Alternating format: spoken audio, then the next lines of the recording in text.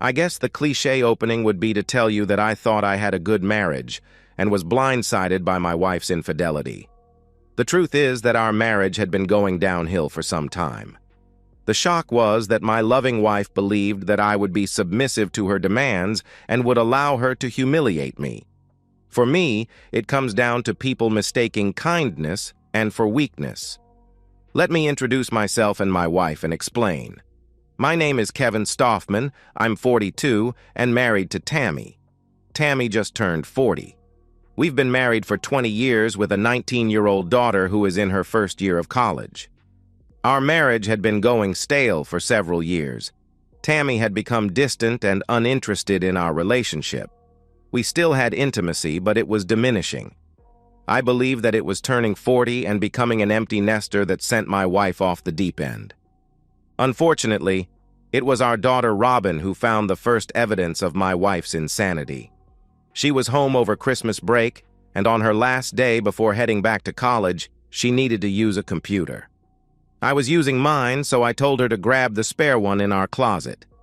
I didn't think it had been used since my wife got a new computer for her birthday some months ago. 30 minutes after I gave the computer to Robin, she came storming into my office. "Dad, what kind of kinky stuff are you into?" I looked at her puzzled. "I mean all the adult videos you've been looking at, and what's up with all the holding crap?" Robin put the computer in front of me, showing me an untitled folder with a ton of videos. "I looked a few and they are all that kinky videos. I can't believe you are into that stuff." "How do you know about that? You're only 19, I asked. "Come on, Dad, I'm not a baby. When did you get into this stuff?" Shocked, I looked at the folder. "That is your mother's computer. She's the only one who has ever used it." We continued to poke around on the computer, finding other folders. Another folder contained several articles on how to manipulate your husband into becoming submissive. It dawned on me that what we were looking at was several months old. We still had about an hour before Tammy would be home, so I had an idea to look at Tammy's new computer. Robin retrieved it while I powered down the old one. "This isn't going to work. She has her new one password protected." I grabbed her hand, walking her into the bedroom that was Tammy's office. Hidden underneath the desk drawer was a sheet of paper. "Your mother is not good at remembering her passwords. When she got the old computer, I suggested that she write down all her passwords and keep them in one place." I opened a drawer, pulling out a paper that had the passwords for our household sites. Robin looked at, "This doesn't have the password for her new computer." "I know," I said, reaching under the desk and pulling out another piece of paper. "This is her secret sheet. Like most things, she thinks she is clever in hiding this sheet. I saw her putting it here but never needed to look at it till now." I took a picture of the paper before putting it back in its hiding place. In seconds, her new computer was open with us searching for it. We found more submissive videos and articles on holding. Our search was cut short when we heard the garage door opening. We quickly powered down the computer, putting it back in the spot we found it. The items we found were kinky but didn't tell us if she was doing anything other than watching adult videos. Robin agreed not to say anything on the condition that I keep her updated on my investigation. My investigation was only beginning as Robin went back to school. Robin was convinced that her mother was up to something other than just watching adult videos. She had noticed the same changes in my wife's attitude toward me that I had observed. Tammy's attitude toward Robin was different too, but in a different way. I was hoping that Tammy had just an interest in adult videos, but deep inside I knew it was more. With work and other activities, it was nearly a week before I had enough alone time to search Tammy's computers. It was searching her browser history that I stumbled on her secret email account.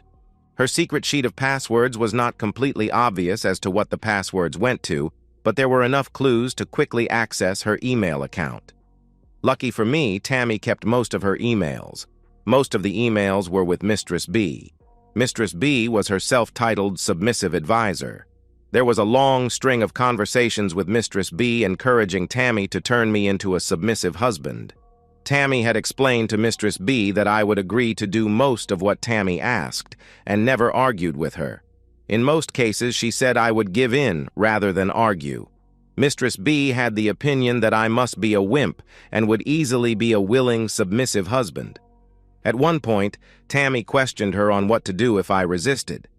Mistress B told her to threaten me with divorce. She said that I would lose everything in a divorce and be living in a shoebox paying Tammy to be with her lovers. I had to admit I was uneducated about divorce law. Certainly I was aware that most men got screwed in a divorce even when they had done nothing wrong. Immediately, I made an appointment with one of the best divorce lawyers in the city. I sat down with Jackie Stone telling her my situation. Her assistant gave me a form to fill out with our employment and assets. She would look it over and have some answers for me in a couple of days. The big smile on Mrs. Stone's face when I walked into her office told me a lot. Don't worry, Kevin. If you do have to live in a shoebox, it will be a really nice one. People should not listen to non-lawyers who don't have all the facts. Your wife is going to have a huge problem if she divorces you. I'm betting her so-called expert didn't even ask what you two did for a living. Your wife's business is valued at close to $1 million, but the liquid assets are not even half that. We will make an immediate demand for half the value of the company. She will have to find a way to pay you $500,000 or sell it. Her income will be calculated at the time we file, which will be equal to yours, so she will not get any maintenance. I can't advise you to do this, but your house is almost paid for. A large home equity loan put in a trust for Robin's college expenses would shelter that money away from your wife. You both have essentially the same amounts in your retirement funds, so that will be a push. If you decide divorce is the option, we can do this. Is there any advantage to filing on the grounds of adultery? I asked. Not in the division of assets, but we might be able to use the evidence you are collecting to force her into a favorable settlement. I think it would hurt her business if her activities went public. Mrs. Stone agreed to prepare the paperwork and wait for my signal to have her served. We didn't have evidence of adultery other than the emails, but it looked like she was going there.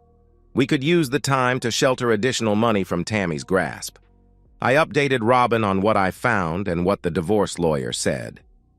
You think she's going to try to turn you into a submissive husband? That cheating woman? She can't really think you would go along with that. It's partly my fault. I give her everything she wants. I should stop it now, I replied. Wait, Dad, maybe you should play along. Do you really think she will stop if you put your foot down? She will just hide it. Play along and draw her into a trap. Oh, I like that, I replied. I continued to watch Tammy's secret email account. Mistress B instructed Tammy to cut me off from intimacy and be more demanding I do most of the household chores. Tammy was to gauge my response to her being nastier and demanding of me. Tammy was supposed to tell me that if I did just as she instructed, I would be rewarded with intimacy. Mistress B told her to always find faults with my work and to withhold intimacy. My compliance would be the signal that I was ready to be her wimp husband. I thought about standing up to her, but Mistress B told her that if I didn't go along, then she would change plans and humiliate me secretly. Just as Robin suggested, I played along with her plan. I played my part well as the dominant male. I sheepishly did just as I was told. I was so angry with her that I was happy not to have intimacy with Tammy, but acted disappointed when she withheld intimacy. I knew the end was coming near when I read an email that Tammy told Mistress B that she had found her bull. He was a salesman for one of the suppliers of her business. Mistress B told Tammy that she should sample her new bull before springing the plan on me. I had been holding out hope that Tammy would come to her senses before she committed adultery. My blood boiled when I read an email a week after Tammy said she had found her bull. It was to Mistress B. I've experienced my partner in every way. I'm ready to make my husband submissive.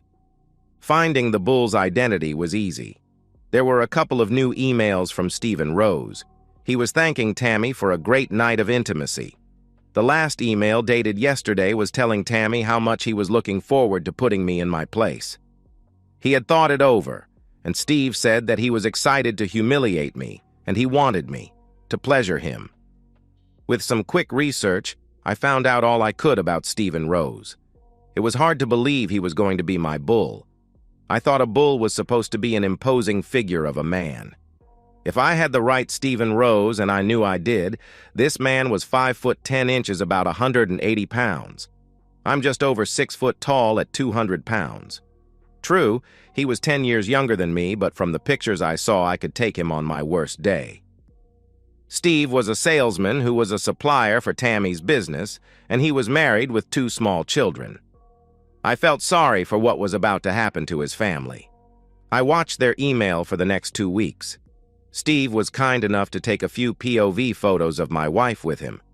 I'm sure he didn't realize that he had sent me the evidence I needed to prove my wife's adultery and ruin his own marriage. The email finally came. Tammy emailed Mistress B that she was ready to take out her plan. She thought I was ready and her bull was on board. Friday night was going to be the night. Tammy was going to spring her new rules on me before Steve came over to her. Her divorce threat was going to be used if I didn't immediately agree. Tammy even told Mistress B that she had a special gift for me to put me in my place. Mistress B, based on my compliance with all her previous demeaning acts, assured Tammy that I would comply. I had 3 days to prepare when I learned of the plan. My lawyer had the final draft of the divorce papers ready and gave me a copy. I had already obtained an email address and phone number for Steve's wife. Robin was shocked when I told her the details of her mother's plan, but she loved how I was going to respond. Robin would be on standby to do her part in my plan. Tammy was seated at the kitchen table when I walked in. She was looking a little nervous. I switched on the digital recorder I had in my pocket when she spoke up. "Kevin, sit down. I need to talk to you about something." I tried not to smirk. "Can I change first?" She got in her authoritative voice. "No, you're going to sit down and listen. You are not going to interrupt." I sat in the chair, putting my briefcase next to me before nodding to her. "We are going to have some changes here, and you will have to accept them. First thing, I'm going to be taking on a lover. He is coming over tonight to have intimacy with me. Your participation will be limited to cleaning me up and getting him ready to go again after he has had intimacy with me. You will continue to do the chores around the house and do whatever I tell you to do." Tammy paused, so I jumped in. "Is that it?" I asked. "No. I have a little present that you will start wearing. You will wear it all the time, and I will have the only key. Go ahead and open it." She shoved the wrapped box over to me. Inside the box was a chastity cage. I had seen a few of them in the videos that Tammy had on her computer. I held up the cage. "Are you finished?"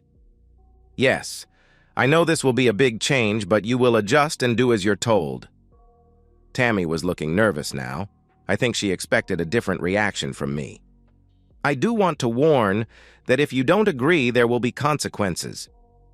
I could help it, but I let out a little chuckle. "Now are you done?" Tammy nodded. "Aren't you supposed to tell me that if I don't comply, you will divorce me and I'm going to live in a shoebox?" "Well, yes, those are some of the consequences, so you better just go along." Her voice was shaking a little and a little less authoritative. I pulled out my cell phone, sending the pre-planned email to Steve's wife, then hitting Robin's number. "Yeah, honey. She laid the law down to me. You won't believe it, but she just gave me a chastity cage to wear." Tammy tried to regain control. "Put the phone down. Who the hell were you talking to?" I looked at her with a snarl. "I better let you go, honey. I have to take care of this." Putting the phone down on the table, I looked up at my wife before slamming my hand down with a loud thud. "Never interrupt me when I'm talking to my daughter," I said in a calm but firm voice. Tammy stood there speechless. "Good. I have your attention. Let's recap what you have just said to me. If I have this straight, your plan is to have some guy come to our house tonight to be intimate with you. I'm supposed to watch you. I assume that this will continue with me being your faithful c***old. Oh yes, I'm supposed to wear this cage that only you have the key. The final kicker. If I don't go along, you will divorce me, taking me for everything I've worked for and have me live in a shoebox. Is that about right?" Tammy got a little of her confidence back, thinking things were still going her way. "Yes, that is exactly how it is going to be." I picked up my briefcase, sitting it on the table before opening it. "Tammy, pull out your phone and call Steve." Her confidence was eroding quickly. "What? Who is Steve?" I grabbed the phone from her hand, punching her code to open it. Just as quickly, I hit Steve's number from her contacts, putting him on speaker. "You know Steve, your bull." Steve answered on the first ring. "Hey, baby. How did the wimp take it? Is he ready?" "Sorry, Steve, but this isn't baby. This is the wimp. I need to ask you a few questions, Steve. When you started with my wife, did you tell her you were married with 2 small kids? From my wife's reaction, I guess you didn't. More importantly, did you tell your wife that you were going to spend the evening with my wife? By your silence, I guess not. Don't worry, I took care of that for you. I'm sure she will take it very well, and I really appreciate the pictures of you and my wife. I'm sure your wife will be able to use them in her divorce. I know I will use them in mine." "You son of a blip, I'll kill you," Steve answered angrily. "Oh my, that sounds like a threat to do serious physical injury to me." I reached into my briefcase, pulling out my handgun. Tammy shrieked when she saw it. "Tammy, be quiet now. I'm talking to your bull. Steve, are you familiar with guns?" I pulled the slide back on my gun. "If you are not familiar, that was the sound of a .45 caliber handgun having a round chambered. I've recently wondered what a .45 caliber bullet would do to a man. If you show up at my door, we will both find out." After a few moments of silence, I looked at Tammy, who was starting to panic. "Damn, I think he hung up. I didn't even get to tell him that I also sent some of his emails to his employer. Did you know that they have a strict rule against having intimacy with their clients? Sit down, Tammy, you were right earlier. We have some things to talk about." Picking up the cage, I looked at it closely. It was a small. I tossed it to her. "Really a small? A goddamn small? There is no way I would fit in here, you know that. That is just one of the many miscalculations you've made, my dear wife. Did you really think I was going to accept all this stuff?" Tammy started to stammer. Pulling out a folder from my briefcase, I slid it across the table. "What is this?" she asked, looking about to cry. "It is a petition for divorce. My lawyer, a woman who actually went to law school, wanted me to tell you that you should never take legal advice from an internet woman. Let me give you the highlights. First, you aren't going to take everything from me, and no, I'm not going to live in a shoebox. Let's start with our assets. I'm sure your internet woman told you that you would get everything. That's wrong. We live in a 50-50 state. That means each of us is entitled to half of the assets of our marriage. Did you tell your advisor that you owned a successful business? No, I didn't think so. You will notice that I am demanding half of the business that you built during our marriage. Now, I remember that last evaluation for that loan you got valued the company at $1 million. I am demanding $500,000 cash in the divorce." Tammy started to stammer. "But you know that valuation was only to secure the loan. You know my company doesn't have those kinds of assets." "Oh my, you might have to sell your business. Second thing, I'm not asking for maintenance. Lucky for you, your reported salary from the company along with the company benefits you've been receiving are equal to my current salary." "What? You make more than I do and you know it," she replied. "There you go again, listening to some internet woman. You see, your salary is calculated using what you receive from your company along with the benefits like a car, trips, and whatnot. A shame you will have to sell it to pay off your debt to me." "You son of a blip, you planned this," she replied.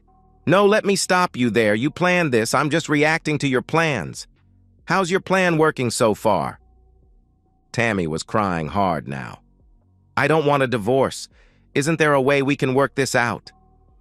"Work this out? You are crazy. You intended to put me in a cage. I don't know what happened to cause you to lose your mind, but I'm done. Just so you know, I've known about your little plan. It just proves my point that you believe that kindness is a weakness, so I will fix that for you. I will no longer be kind to you. I will treat you as poorly as you have treated me." Tammy was crying. "Kevin, I'm sorry. I was looking for something new and got caught up in the excitement. Please, can we just forget all this? I see how wrong I was to force you into this." You wanted excitement. I'm going to give it to you. This is going to be so exciting, going to divorce court. It's going to be so exciting for you to tell your family what a cheating woman you have turned into. Finally, it's going to be so exciting for you to have to sell your business to pay me off. Look at all this excitement you're going to have." Tammy continued to argue with me that she was sorry and didn't mean for this to turn out this way. She had been crying for over an hour when someone started pounding on the front door. With the loud pounding, I was pretty sure I knew who was at the door. I grabbed my .45 before going to the door. As I got to the door, a voice yelled through the door, "Open the door, you son of blip!" I backed away from the door, pulling out my phone and dialing 911. "Yes, I need the police to respond to my residence immediately. My wife's boyfriend is at the door threatening me. I don't know if he is armed, but I am. If he comes through the door, I'm going to shoot him to protect myself." I put the phone down, leaving it still connected to 911. "Steve, get away from my door. I've called the police and they are on their way." Steve was banging on the door harder now. The loud booms made clear he was trying to break in. "I'm going to kill you." I was tempted to unlock the deadbolt to let him break in and shoot him. Before I could do that, I heard the sirens coming down the street. Through the door, I could hear the police yelling at Steve to show his hands and step away from the door. When he didn't cooperate, I heard one of the officers announce, "Taser deployed." We found out later that Steve's wife lost it when she got my email running to her father. Her father lived next door, so he was there waiting when Steve drove up. Steve was barely able to escape with his life before he drove back to my door. I noticed large dents in the side of his car after he was arrested. They looked like baseball bat dents. Too bad his father-in-law didn't catch him before tried to break into our house with a gun, might have saved him jail time. The incident with Steve helped me get a restraining order against Steve, though I wouldn't need it till he got out of jail. I threatened Tammy with a restraining order if she didn't move out. I knew that no judge would grant it, but she didn't. Tammy moved in with her parents kicking and screaming the whole time. She kept wanting to talk, saying that she didn't want a divorce. Tammy got a lawyer who insisted on a face-to-face meeting to work out the details of the divorce. Mrs. Stone told me to be ready for her to attack everything in the divorce petition, as the lawyer she hired was, in Mrs. Stone's words, a real scumbag. While he would talk loudly, she said he wasn't very bright. I was not to let him intimidate me. As expected, Tammy and her lawyer tried to talk me out of the divorce. She tried acting all sweet and innocent. "Honey, this was all a big mistake. I thought this would enhance our marriage. You have to believe me that Steve and I never had intimacy. I didn't cheat on you." I just stared back at her, not saying a word. Her sleazy lawyer spoke up. "Mr. Stoffman, we are willing to forget all this nonsense and forgive you for making baseless allegations of infidelity against Mrs. Stoffman. But if you insist on proceeding, we will be countersuing for slandering Mrs. Stoffman's good name." I laughed, looking at my lawyer. "You said they would try this?" Mrs. Stone opened one of the folders and slid several pictures to Tammy and her lawyer. "I think these will prove differently. This shows you pleasuring him. I guess that isn't cheating. This one shows him with you from behind. I guess you could say that isn't you, but I'd know that back anywhere, including that little mole on your butt cheek. Oh, here's one of you riding. Steve takes nice photos, doesn't he? Did my future ex-wife forget to tell you I have these pictures thanks to her would-be bull?" I paused, then looked right at Tammy. "I'm not stopping the divorce. You can fight all you want, but I'm done with you." I pushed another photo to her lawyer. "Here's a picture of the cage she wanted to put. No, I will not forget or forgive."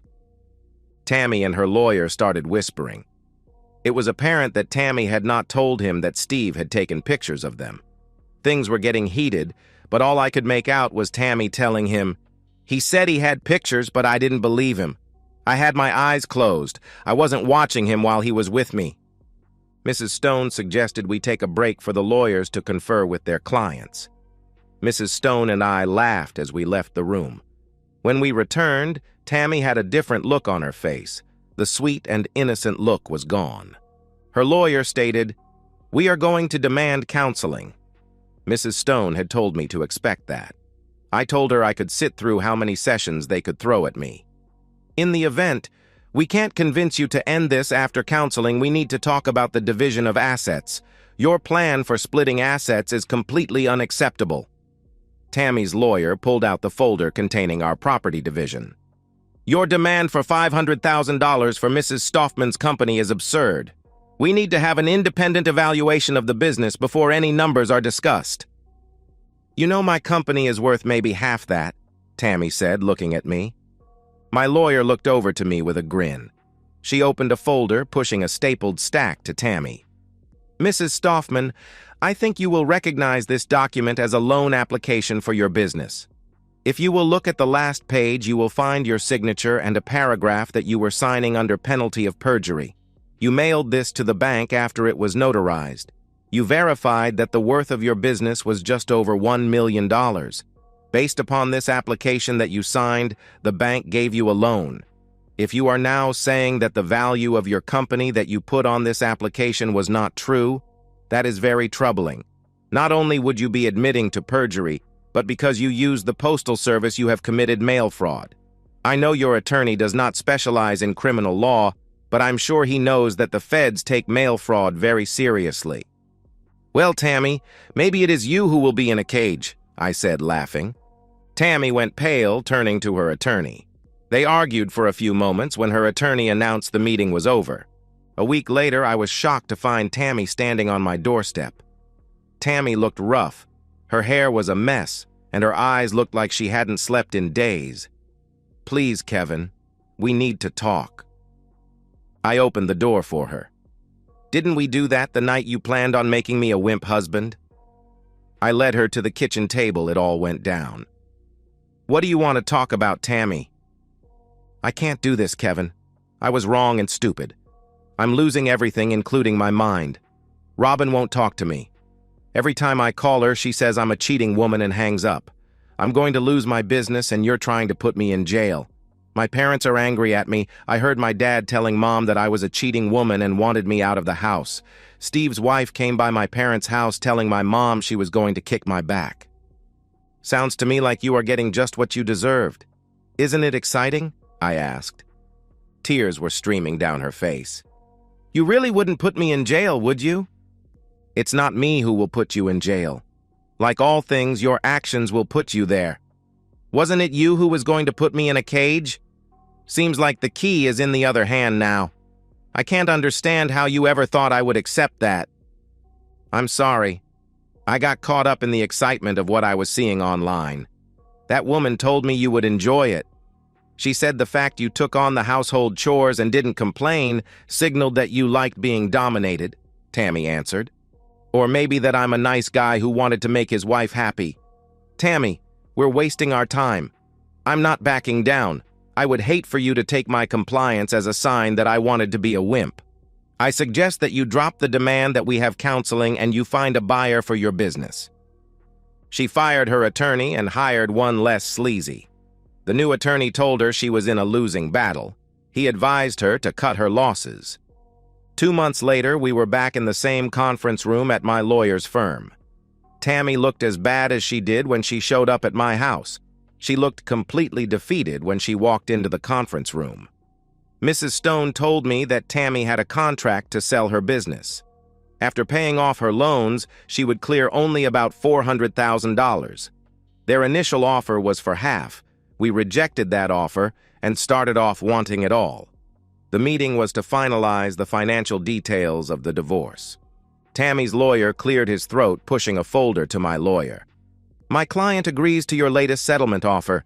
Mr. Stoffman will have sole title to the marital house. Each party will retain their respective retirement accounts. The bank accounts were split 50-50 and will stay that way. The final item is Mrs. Stoffman's business. There is a contract on the business for $400,000. Once Mrs. Stoffman receives the funds, Mr. Stoffman will receive a check for $320,000. I'm assuming that we don't need to put Mr. Stoffman's agreement not to bring up the unpleasantries of that loan paperwork in the settlement agreement. Mrs. Stone stood up. No, I don't think you want that in writing anywhere. All we need to do now is file the signed divorce papers with this settlement. I think we are done here." I felt a little sorry for Tammy as the tears were running down her face. She looked up at me. "Can we have just a few minutes to talk?" I looked at Mrs. Stone, giving her a little wave that I would agree to talking. The other walked out of the room, leaving us alone. "I'm so sorry, Kevin. I know that I have no chance of winning back your trust, but can you please help me with Robin? Our daughter won't have a civil conversation with me and won't agree to meet with me. When we do talk, she calls me horrible names." "What did you expect? Did you think she would support you putting me in a cage and taking on other men to have intimacy with? There is nothing I can do to change her mind. You will have to work this out yourself." Tammy put her head down, shuffling out of the conference room. I so wanted to ask her how she was handling all the excitement she brought on herself, but that would be piling on. I had done enough. And so, we've reached the end of today's story. Was it what you expected, or did it take a twist you didn't see coming? I'm curious to hear your thoughts. Share them in the comments below, and let's get a conversation going. If this story kept you hooked, make sure to hit that like button. And if you're new here or just haven't subscribed yet, now's the perfect time to join our community. I bring you fresh, captivating stories every day, so click that subscribe button and turn on notifications so you never miss out. Thanks for watching, and I'll see you in the next one.